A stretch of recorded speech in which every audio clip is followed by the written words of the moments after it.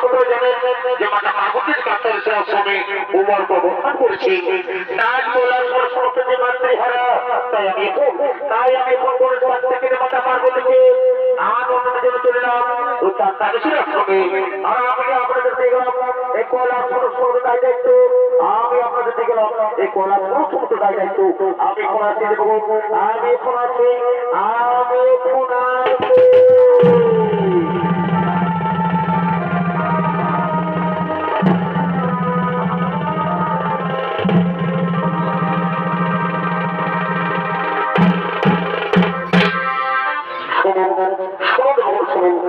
আজ আমাদের পার্বতী পুনরায় কল্যাণ করতে আসবে, তাই আমরা কল্যাণ পর্বতের কাছে গেলে সাজিয়ে ধরবো। কিন্তু কোথায় কোথায় সেই রোডটা কি কোথায় রক্ষা করতে না ওরে তাড়াতাড়ি করে না